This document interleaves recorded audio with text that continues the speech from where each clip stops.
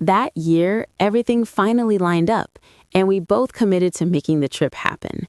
We had been talking about going for years, but something always got in the way, either money or work schedules.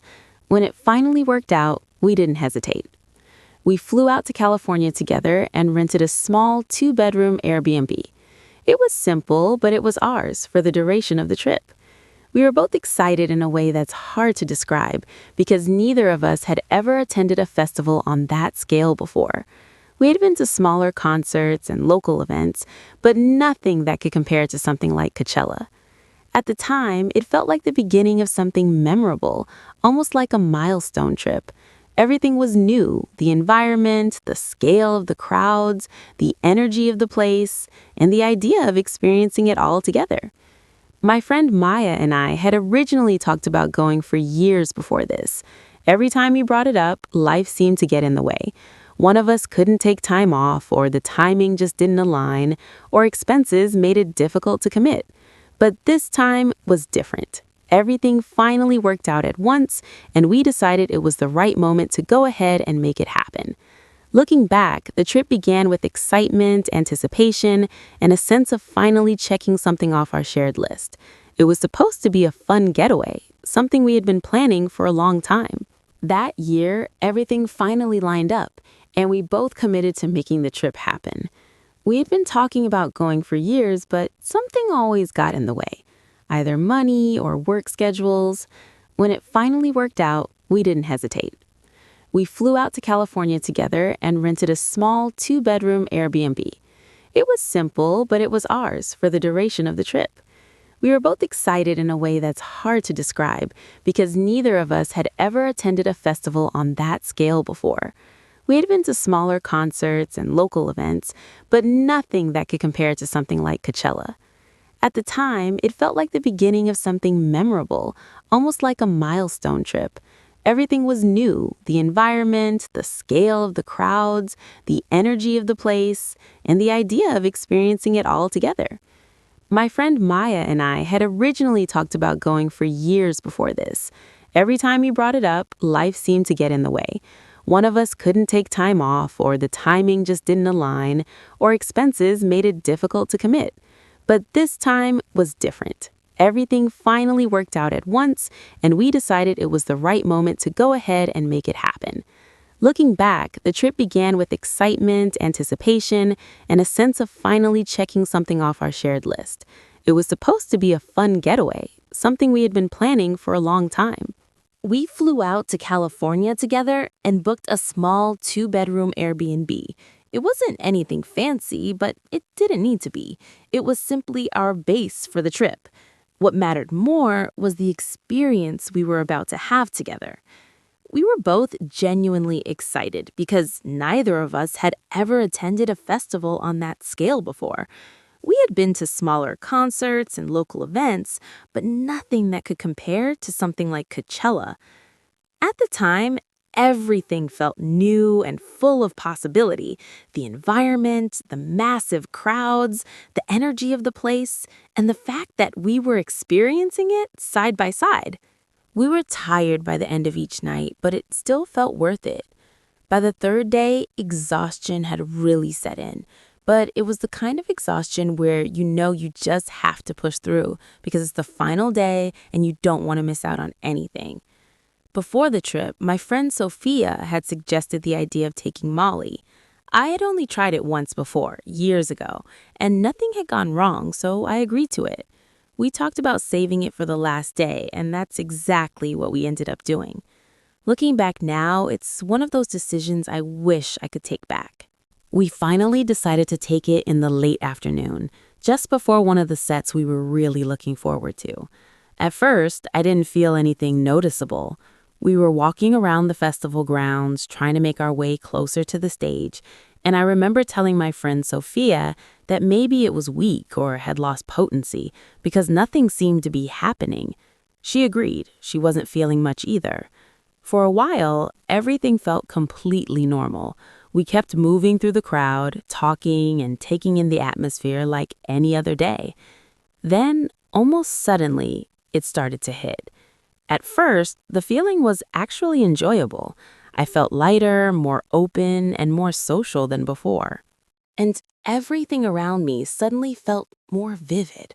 The surroundings seemed brighter, and the energy of the place felt amplified. The music sounded incredible, almost like I was hearing it in a completely new way.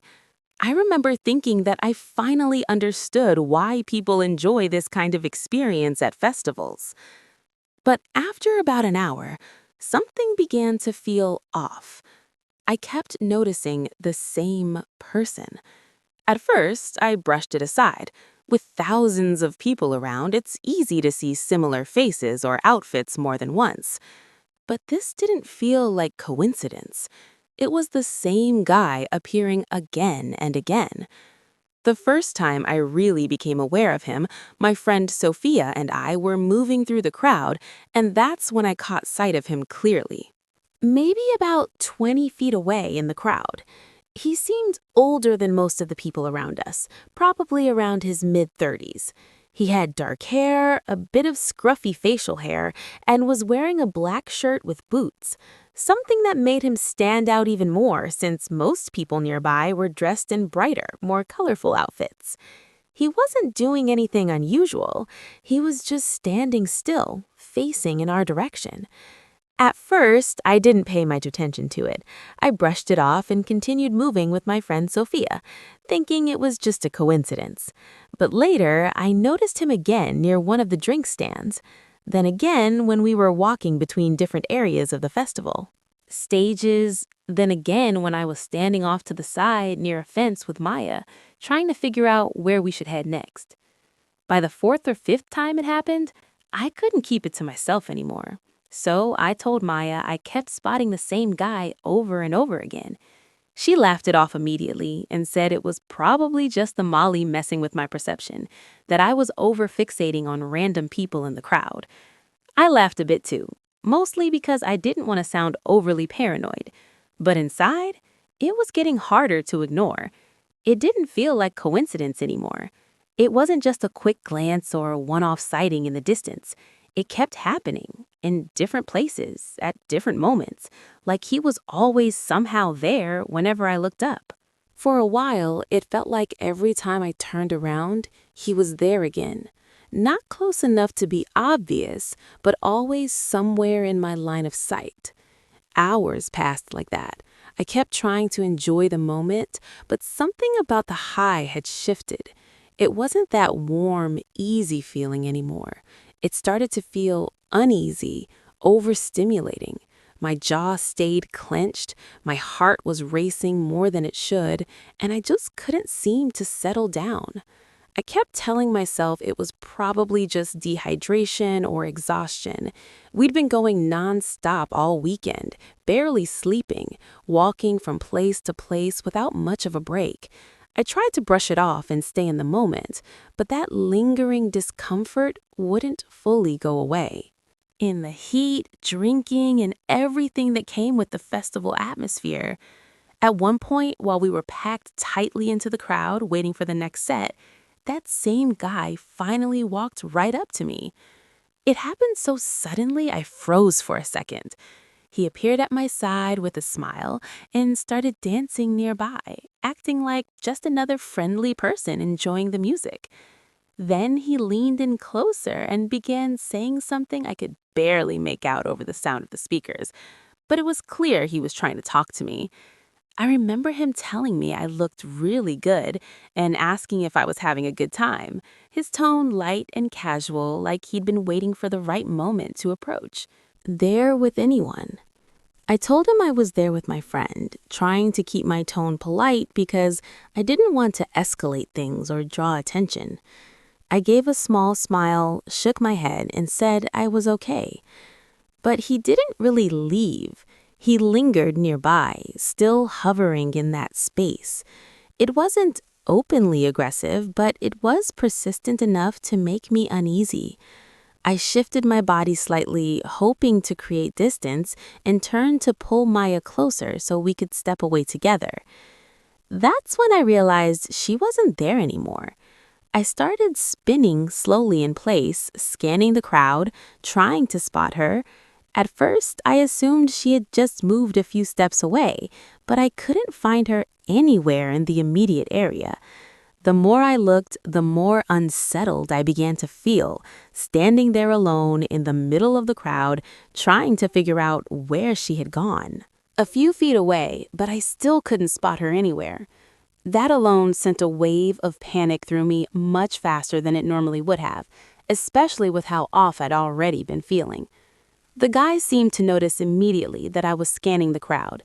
He asked if I'd lost my friend. I told him yes. Then he quickly offered to help me look for her. Something in his tone felt off, too eager, almost rehearsed, and it made me not trust him at all. I politely declined, said no thanks, and began pushing my way out of the dense crowd.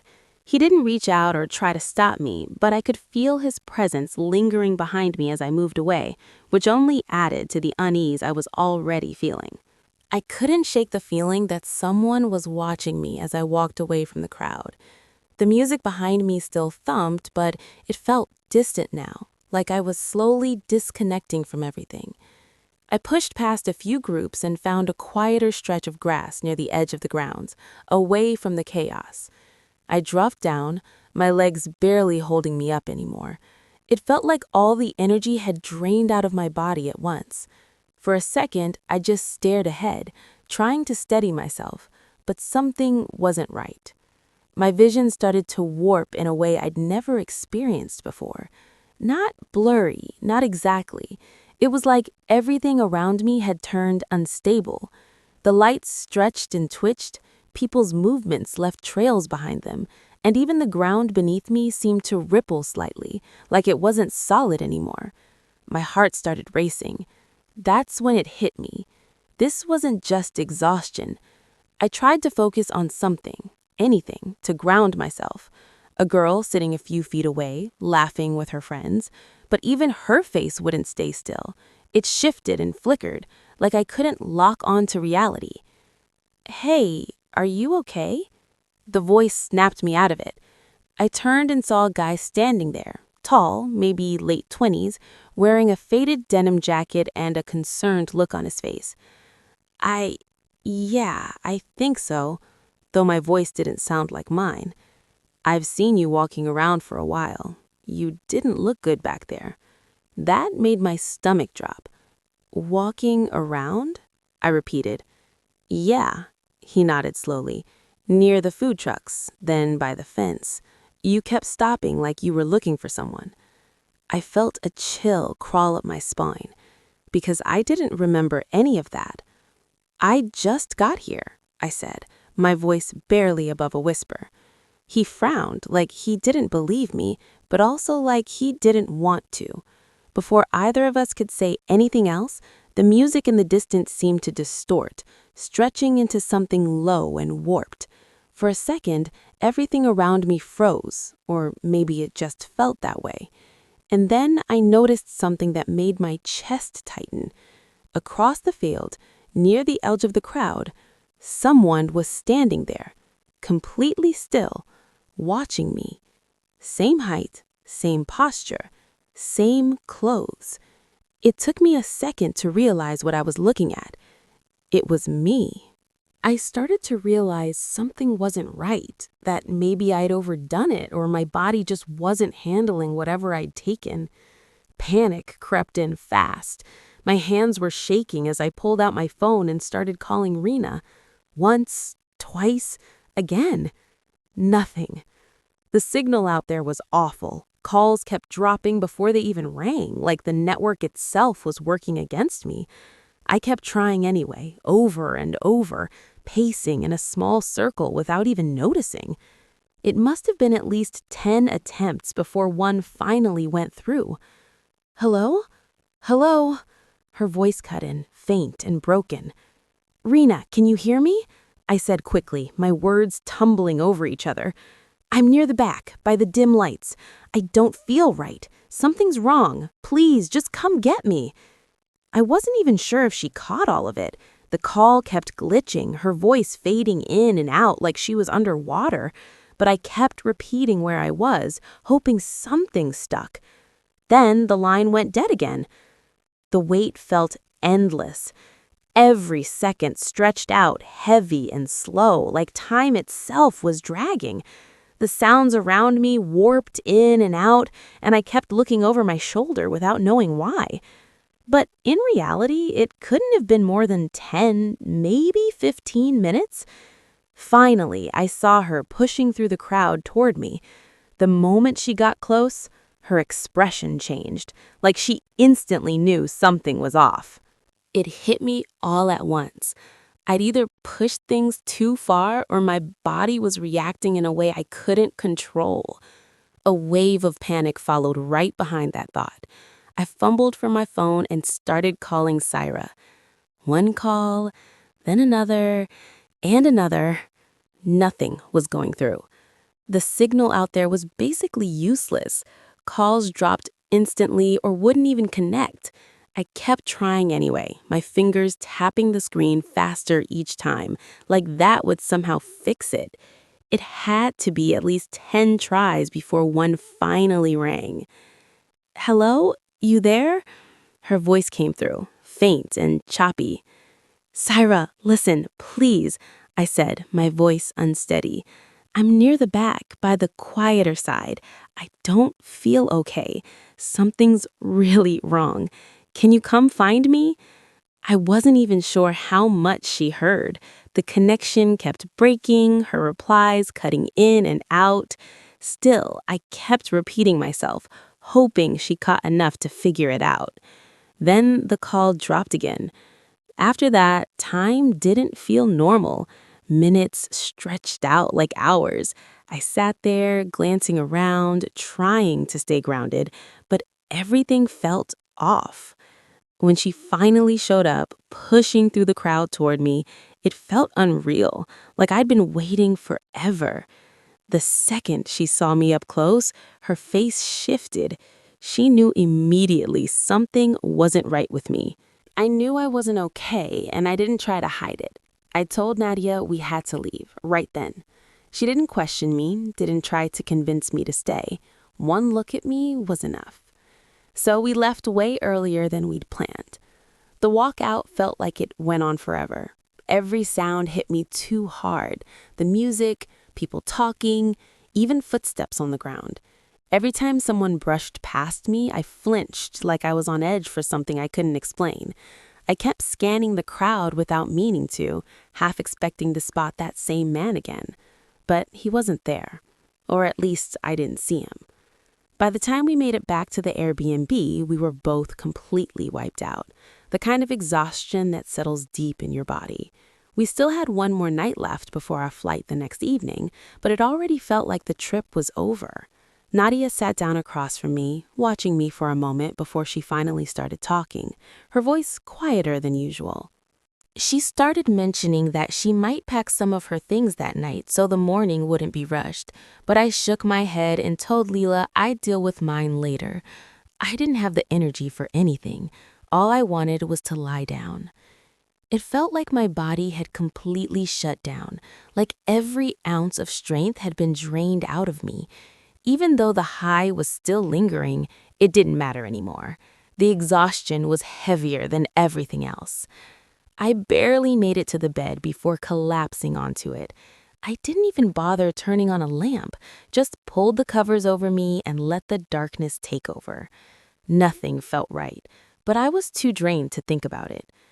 At some point, I slipped into this strange in-between state, not fully asleep, not fully awake. My body was still, but my mind felt like it was drifting somewhere else, like I completely lost track of time after that. It could have been minutes or hours. Everything just blurred together. At some point, my eyes snapped open. I don't know what woke me. There wasn't any clear sound, just this sudden, uneasy feeling, like my body refused to stay asleep. My heart was already racing before I even moved. And then I looked toward the doorway.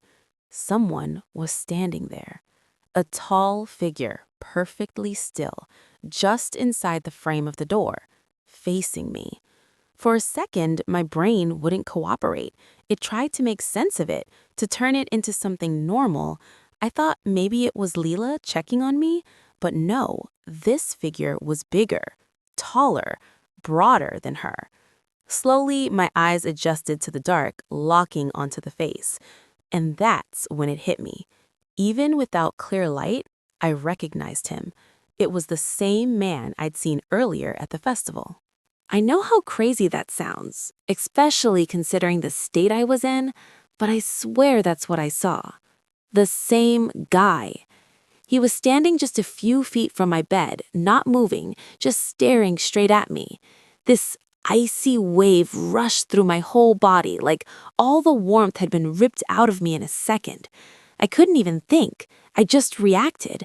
I started screaming, not just shouting, full, panicked screams. I yanked the covers over my head like that could somehow protect me, like if I couldn't see him, he'd disappear. But I didn't stop. I kept screaming over and over until Maya came running into the room. The moment she hit the light switch, he was gone. Just gone. The next day, we spent most of our time by the pool. At one point, while we were lying on the chairs, I thought I heard something that resembled a distant voice. It wasn't clear speech, more like someone calling out from far away. I asked my girlfriend if she heard it too. She said she might have, but we both laughed it off since there was nothing around us, just open desert and scattered homes in the distance. We even joked that it might have been something brushing against the exterior wall. I got up and looked through the glass doors, but everything outside appeared normal. The yard lights were off, and there was nothing unusual in sight. I assumed it was probably just an animal or branches moving. That night, we heard a few more small sounds, light ticks and faint impacts, but nothing that seemed out of place enough to worry us. By the third night, things began to feel different. We went to bed around midnight. I was still awake, scrolling on my phone, when I noticed light coming in through the edges of the blinds. At first, I assumed it was from a passing car, but the light didn't fade, it stayed steady. I got up and carefully peered through the edge of the blinds. One of the motion lights in the backyard had turned on. I froze, standing there in silence, watching. For about 20 seconds, one of the motion lights stayed on before shutting off again. Roughly 10 seconds later, another light clicked on farther down the side of the house. My stomach immediately dropped. It didn't feel random at all. It felt like something was moving in a deliberate path, triggering them one by one. My girlfriend, Malia, noticed me standing there and asked what I was doing. I told her I thought someone might be outside. The moment I said that, she sat up, visibly scared. Together, we watched as another light turned on near the back fence, followed by another closer to the pool.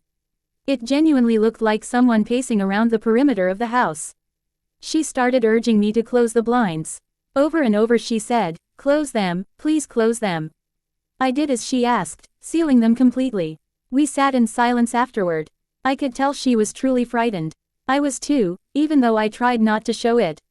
She suggested we just stay inside and ignore whatever was happening, but my thoughts kept drifting toward the possibility that someone might be trying to get in. I told her I wanted to check outside just to be sure. She immediately grabbed my arm, insisting it was a bad idea. I reassured her I'd only step out briefly. Before going, I quietly went into the kitchen and grabbed a large knife from the block. I didn't tell her. I didn't want to make her panic more than she already was. I remember my hands shaking slightly, which wasn't normal for me. The doorway was clear. The room too. No one there. Nadia rushed over, asking me what happened, but I could barely speak. I was shaking, crying so hard the words kept breaking apart. When I finally managed to say it, my voice didn't even sound like mine. I told her I saw the same man from the festival standing right there in the doorway. She froze for a second, clearly shaken by how serious I was. But then she tried to steady things, telling me it had to be the drugs, that I was still coming down and my mind was messing with me. I wanted to believe that. I really did, because the alternative, that was something I didn't even want to think about. But what stayed with me, what I couldn't shake, was how real it felt. It wasn't hazy or dreamlike. It wasn't like a nightmare fading away. It felt exactly like waking up, and seeing someone standing right there. Like there had actually been someone in the room with me. I didn't even try to play it off. I begged Ria to stay with me that night. She didn't hesitate. She climbed into the bed beside me, like she already knew I wasn't going to be okay alone. Neither of us wanted to sleep after that. We just lay there, the hallway light spilling faintly into the room, talking in low voices. She kept trying to ground me, bringing up random, normal things, anything to pull my mind away from what I'd seen. Somehow, after a while, the exhaustion caught up to us. We drifted off. The next thing I remember, I woke up to Rhea shouting my name, her hands gripping my shoulders, shaking me hard. For a split second, I thought I was still dreaming. Then I sat up, and saw her standing near the edge of the room, staring at something I couldn't see yet. What I had seen earlier wasn't just some kind of haze from the molly. Someone had actually been inside the house while we were asleep, or at least while I was drifting in and out. And if it wasn't some strange coincidence, then it had to be him. Jenna looked just as shaken as I felt. Without saying much, we both started moving through the house to check everything. We went back to the front door to make sure it was locked, then moved from room to room, windows, bedrooms, the bathroom, every corner we could think of. Nothing appeared to be taken. Strangely, that only made things worse. The fact that nothing was missing suggested whoever had been there wasn't just looking to steal anything, which made the whole situation feel even more unsettling. We didn't waste any time after that.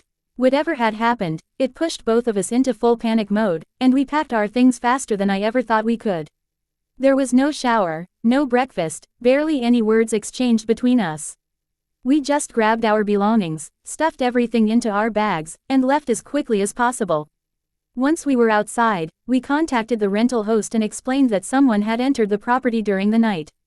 I even sent over photos of the footprints I had noticed earlier, just to prove I wasn't imagining things. The host sounded surprised and apologetic, but by that point, I wasn't interested in explanations. I just wanted out. The rest of the day was spent on edge, constantly looking over our shoulders until it was finally time to head to the airport. We made it home without any issues, and nothing else unusual happened after that, but the experience has stayed with me ever since. What still bothers me most is not knowing how that person found us, assuming it truly was the same individual. Maybe he followed us after we left the festival. Maybe he noticed when we called for a ride. Maybe he was watching from somewhere I never even realized. I don't have answers. All I know is that I kept seeing that man repeatedly at the event, then later in the doorway, and the footprints confirmed someone had actually been inside. Since that night, I've avoided anything similar to Molly completely. People often talk about bad trips, like they're just part of the experience, but this one changed the way I think for good.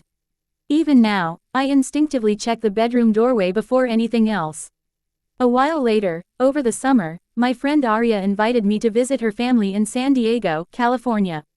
My parents encouraged me to go since I wasn't doing much else at the time besides working and resting. One Friday afternoon, I landed after a long cross-country flight that felt like it would never end. Aria texted me shortly after, telling me to come outside so she and her father could pick me up. They arrived in an older Toyota. I don't remember much of the drive to her family's beach house, just bits and pieces here and there. When we arrived, the place looked like a beautiful coastal villa. Her father helped with my luggage and showed me to my room, which was located on the lower level. Separated from the rest of the house on the upper floor, my guest room still had a clear view of the shoreline. From the window, I could also see the side staircase that led up to the main entrance on the second level. After getting there, I spent some time unpacking my clothes and toiletries, trying to make the space feel a bit more like home. A knock at the door interrupted me. It was Aria. She wanted to introduce me to her siblings, though they didn't play much of a role in what happened later. She also brought me over to meet her mother, a kind, older woman who made a genuine effort to make me feel welcome. The conversation was warm and brief, and Aria soon suggested we head to the beach. She went upstairs to change, and I did the same in my room. By the time we stepped onto the sand, the sun was starting to set. Aria mentioned it was the perfect time for photos for her social media, and I agreed to help her out. The beach was fairly crowded, which made it a bit challenging to get clear shots. I ended up taking close to 100 photos before she was finally satisfied. When I later reviewed them, something felt off. In nearly every image, there was a man in the background, sometimes standing behind her, sometimes appearing to look in our direction. When I checked the latest photo and glanced toward where he should have been, he was gone. I remember quietly saying, "What the?" I tried bringing it up to Aria, but she brushed it off without much concern. Still, I couldn't shake the uneasy feeling that started creeping in. I've always had a lingering fear of being watched or followed, and I did my best to hide it. Later that night, we returned to the beach for a bonfire hosted by one of Aria's close friends. It was around midnight. After spending some time socializing, I received a call from my manager. He was relaxed, so I stepped aside and told him about my trip and when I'd be back. While I was on the call, I noticed a dark figure standing on the beach, just staring in my direction. I turned away and pretended not to see anything. My manager seemed to notice my pause and asked if everything was okay. I quickly responded that I had just been startled by something, and he didn't press further. As the night wound down, people began finishing their drinks and calling rides home. I asked Arya's sober friend if she could drive us, since we were only a short distance away. She agreed. In the car, Arya asked why we didn't just walk back along the beach. I hesitated, debating whether to tell her the truth or come up with an excuse. In the end, I told her she was too intoxicated to walk safely. She rolled her eyes but didn't argue further. Once we got back, I helped her upstairs, trying to keep things quiet. That night, I chose to stay in her room instead of going back downstairs. Being alone near the beach didn't feel comfortable at all. The next day, I woke up feeling nauseous. I stayed in bed for most of the day and let Arya and her family know I just needed time to rest. Around 7 p.m., I finally got up again and started to feel somewhat normal. A soft knock came at the door.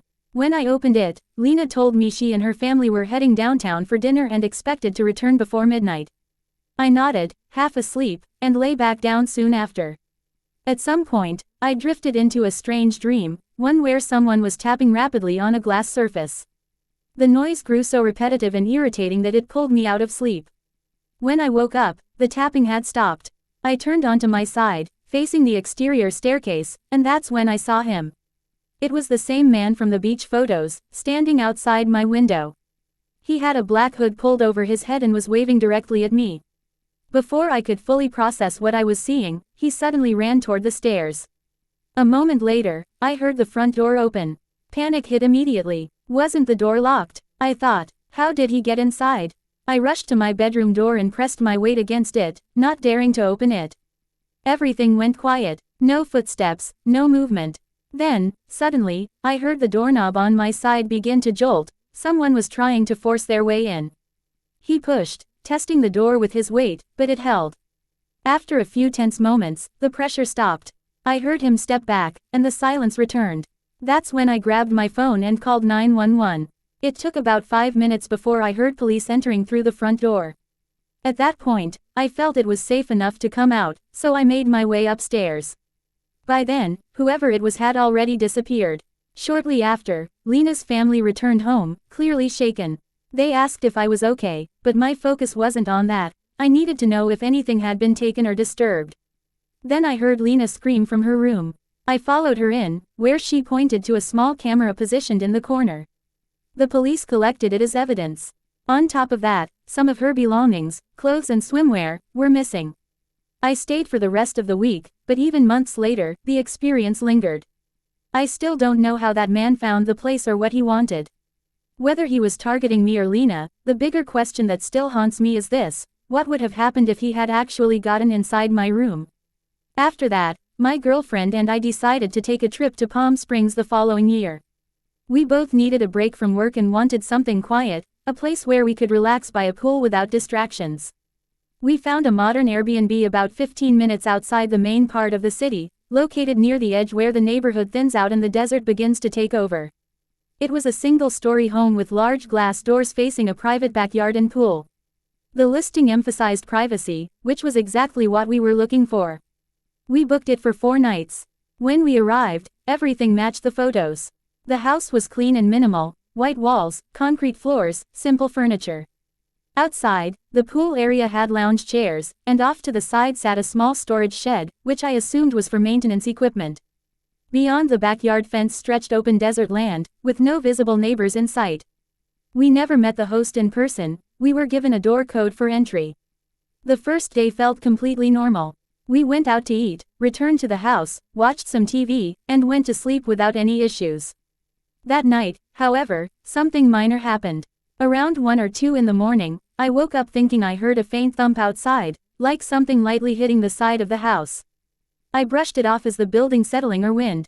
Desert environments can shift temperatures at night, so I didn't think much of it and went back to sleep. The next day, we spent most of our time by the pool. At one point, while we were lying on the chairs, I thought I heard something that resembled a distant voice. It wasn't clear speech, more like someone calling out from far away. I asked my girlfriend if she heard it too. She said she might have, but we both laughed it off since there was nothing around us, just open desert and scattered homes in the distance.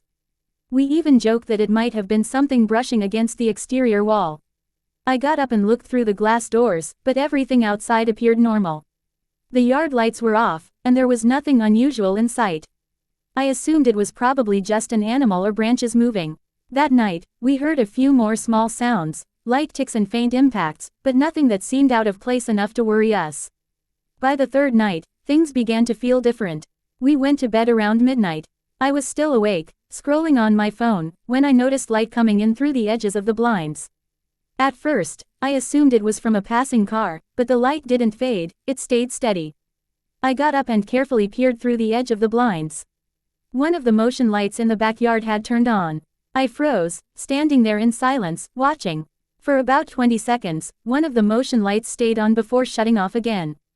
Roughly 10 seconds later, another light clicked on farther down the side of the house. My stomach immediately dropped. It didn't feel random at all. It felt like something was moving in a deliberate path, triggering them one by one. My girlfriend, Malia, noticed me standing there and asked what I was doing. I told her I thought someone might be outside. The moment I said that, she sat up, visibly scared. Together, we watched as another light turned on near the back fence, followed by another closer to the pool. It genuinely looked like someone pacing around the perimeter of the house. She started urging me to close the blinds. Over and over she said, "Close them, please close them." I did as she asked, sealing them completely. We sat in silence afterward. I could tell she was truly frightened. I was too, even though I tried not to show it. She suggested we just stay inside and ignore whatever was happening, but my thoughts kept drifting toward the possibility that someone might be trying to get in. I told her I wanted to check outside just to be sure. She immediately grabbed my arm, insisting it was a bad idea. I reassured her I'd only step out briefly. Before going, I quietly went into the kitchen and grabbed a large knife from the block. I didn't tell her. I didn't want to make her panic more than she already was. I remember my hands shaking slightly, which wasn't normal for me. I slowly opened the back sliding door and stepped outside. The air was completely still. I stood there for about a minute, listening carefully. Then I began walking around the pool area, scanning the fence line and the corners of the property. At first glance, I didn't see anyone. After a few minutes, I started to wonder if I had overreacted. Maybe an animal had triggered the lights. But then I noticed footprints in the sand along the side of the house. They were unmistakably shoe prints, not animal tracks. My heart started racing. The prints led from the side yard toward a small shed positioned beside the house. I followed them slowly, trying to stay quiet. I didn't want to startle anyone who might be hiding, but I also didn't want to be caught off guard. The footprints went directly to the shed door and stopped there. The doors were closed, completely still. Standing just a few feet away, I paused and listened. At first, there was nothing. No movement, no sound. Then, after a few seconds, I heard a man's voice from inside, calm and clear.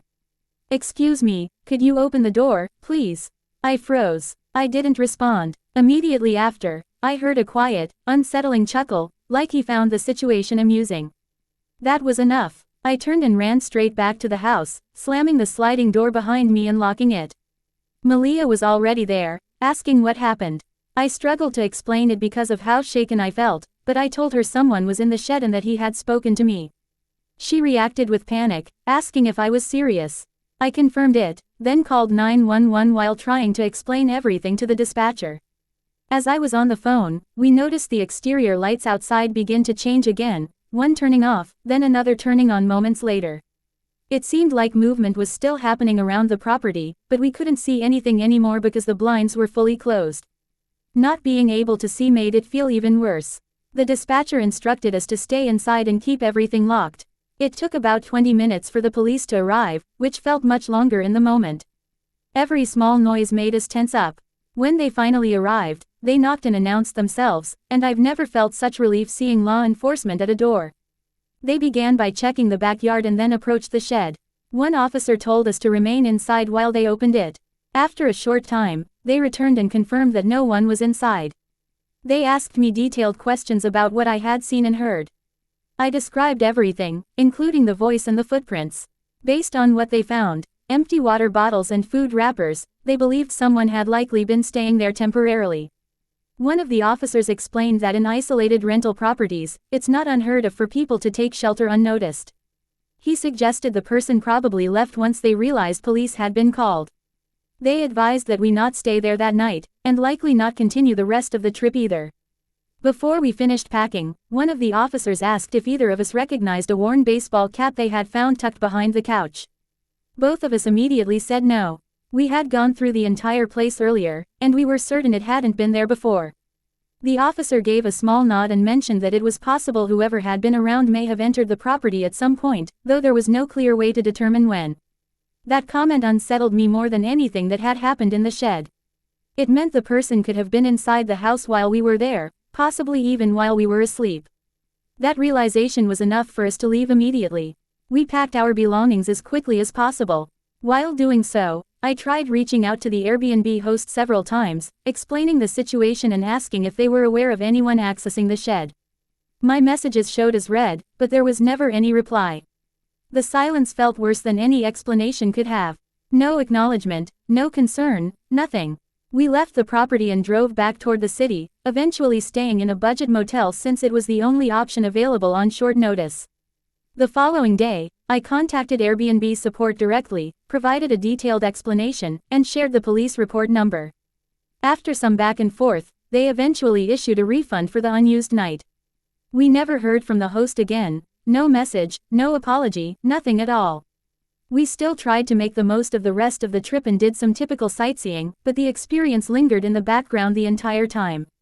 What stayed with me the most was the thought that someone had been outside the house for multiple nights while we were sleeping, and we likely dismissed the sounds as nothing unusual. I still remember how calm the man's voice sounded when he asked me to open the shed door, almost casual, as if it were a normal interaction. Now, knowing there was physical evidence suggesting he had been inside the house at some point, it's difficult not to replay everything and wonder how close things really were.